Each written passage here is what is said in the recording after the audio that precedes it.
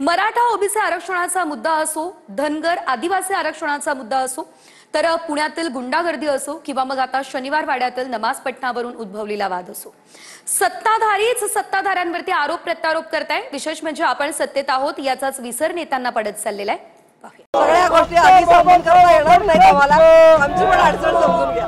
त्या खासदार व्हायला एकही भाजपचा लोकप्रतिनिधी अडवत नाही, एकही त्यांना सांगत नाही। अन्यथा तुम्हाला त्याच धर्मात राहायचं असेल तर तुम्ही तुमच्या घरी किंवा तुमच्या मशिदीमध्ये नमाज पढा।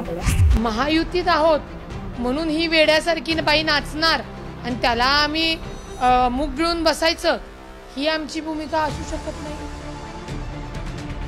शनिवार वाड्यावरून पुण्यात पुन्हा एकदा महायुतीत तणाव निर्माण झालाय।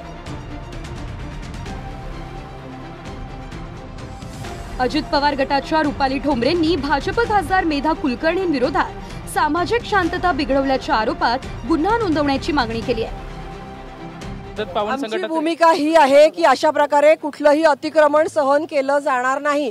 नमाज पडतात आणि नंतर वक्फ बाय युजर म्हणून ती जागा वक्फची म्हणून घोषित करतात। या ठिकाणी अवैध देशद्रोही कारभार चालतात। हे कुठल्याही गोष्टीला आमचा विरोध आहे। आणि त्या काळामध्ये माझा सोडा मेधा कुलकर्णीचा पण जन्म झाला नव्हता, तेव्हापासून ती मजार आहे।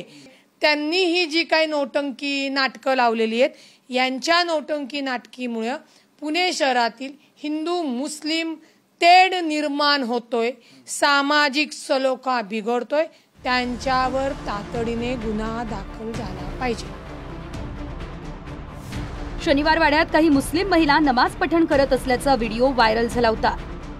त्यावरून भाजपच्या खासदार मेधा कुलकर्णी आणि समर्थक आक्रमक झाले। संबंधित जागेवर भाजपकडून गोमूत्र शिंपडण्यात आलं।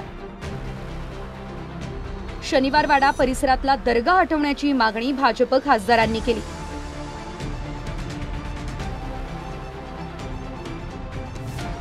त्यावरून आता सत्तेतीलच दोन्ही गटांना पुणे महापालिका निवडणुकीच्या तोंडावर नवा मुद्दा मिळालाय।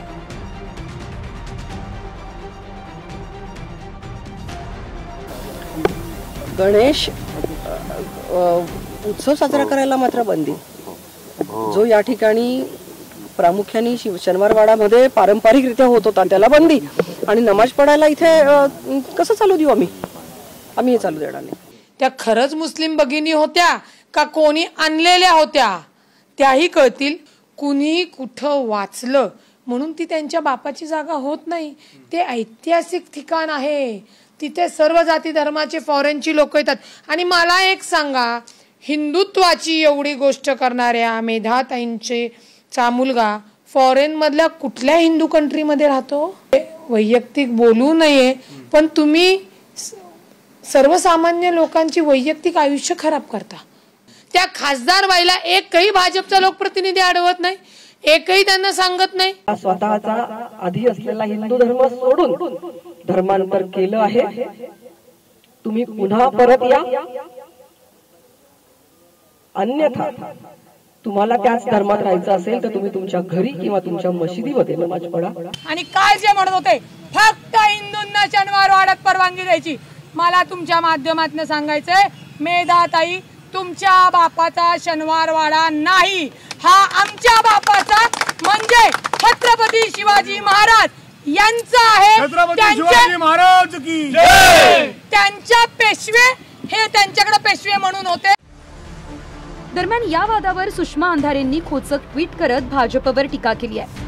शनिवार वाड्याचा इतिहास भाजप भक्तांना चांगलाच माहिती आहे। ज्या शनिवार वाड्यावर मस्तानी बाईसाहेब राहिल्या तिथे किती वेळा नमाज अदा झाली असेल याची कदाचित गिनतीही करता येणार नाही। मात्र मेधा कुलकर्णींना पुण्याच्या राजकारणात आणि एकूणच पुणे भाजप वृंदांमध्ये अजिबात नसलेलं स्थान मिळवण्यासाठी दरवेळी हा अजागळपणा करणं, गोंगाट करून का होईना मीडिया फुटेज मिळवणं ही त्यांची राजकीय अपरिहार्यता आणि अगतिकता सुद्धा आहे।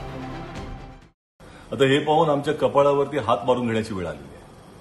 शनिवार वाडा म्हणजे यांना काही तीर्थस्थान देवस्थान वाटलं का? या शनिवार वाड्यामध्ये मस्तानीचा बराच काळ वावर राहिलेला आहे। यासाठी हिंदू समाज हा जागृत झालेला आहे आणि आम्ही आज शिववंदना करून ती जागा पवित्र केली। शनिवार वाड्याला खरं तर मोठा इतिहास आहे, मस्तानी सुद्धा या ठिकाणी वास्तव्यास होती। दरवाजा मग तो काढणार का तुम्ही? कुठून आहे रस्ता कुठून आहे?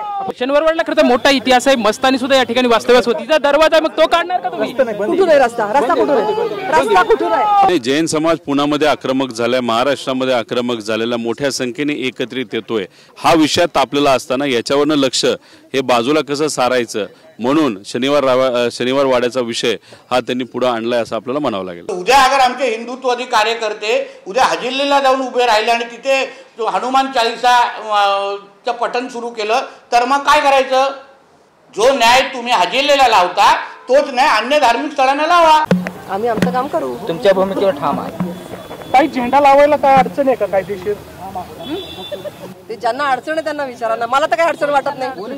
त्यांनी सांगावं त्याचं उत्तर. मला तर काही अडचण वाटत नाही. भगवा झेंडा घ्यायला जर का हिंदुस्थान मध्ये अडचण असेल तर मग कुठे घेणार भगवा झेंडा? आता सांगा. आणि इतिहासानंही पाहिलेलं आहे की शनिवार वाड्याच्या या दरवाजावरती पेशव्यांच्या सरदारांनी छत्रपती शिवाजी महाराजांचा भगवा जरीपटका खाली उतरवून युनियन जॅकही फडकवला होता. त्यामुळे तिथे विधात्याचं नाव घेतल्यानंतर याच्या पोटात दुखायला लागतं. तुम्ही तिथे जप करत बसा. तुम्हाला कोणी अडवलेलं आहे का? याआधी कसबा पोटनिवडणुकीच्या तोंडावर भाजपनं पुणेश्वर मंदिराचा मुद्दा उपस्थित केला होता. काही महिन्यांपूर्वी औरंगजेबाची कबर उघडण्याचा मुद्दा काही संघटनांनी सुरू केल्यानंतर नागपुरात दंगाही झाला. त्यानंतर आता पुण्यात भाजपनं शनिवार वाड्यामधील दर्गा हटवण्याची मागणी पुढे केली आहे. शिववंदना करून छत्रपती शिवाजी महाराज ज्यांनी हिंदवी स्वराज्याची स्थापना केली त्यांच्या वंदनेनी आज आम्ही या भागाचं शुद्धीकरण केलेलं आहे. आणि गोमाता ज्यांना आपण दैवत मानतो असं गोमातेचं गोमूत्र शिंपून आम्ही या ठिकाणी ही जागा शुद्ध केली. या शनिवार वाड्याच्या समोर आणि बाजूला पेशवेकालीन दर्गा आहे. त्यामुळे पेशव्यांना त्याची अडचण नव्हती. परंतु तुम्हाला जर अडचण असेल तर त्याच दर्ग्यांना शिवून तिथं हवा येते जिथं तुम्ही काल उभे होतात. त्यामुळे नाक अशुद्ध झालं म्हणून नाकामध्येही गोमूत्र घालून घ्या. बरं, या शनिवार वाड्यामध्ये इतकं काही घडून गेलेलं आहे की तुमच्या समजेनुसार जर गोमूत्र शिंपडून सगळं शुद्ध होत असेल तर संपूर्ण शनिवार वाडा धुवून काढावा लागेल. जेव्हा शनिवार वाडाच अस्तित्वातच नव्हता, जो 1730 साली बांधकाम त्याचं पूर्ण झालं, म्हणजे दर्ग्याचा इतिहास हा शनिवार वाड्याच्या इतिहासापेक्षा प्राचीन आहे.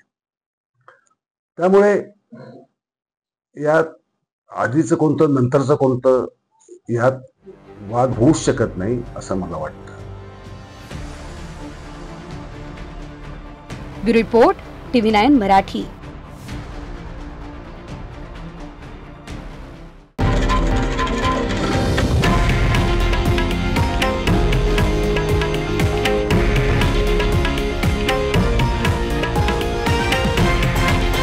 हे आहे देशातील नंबर 1 न्यूज नेटवर्क आणि आपण पाहत आहात TV9 मराठी, एकमेव.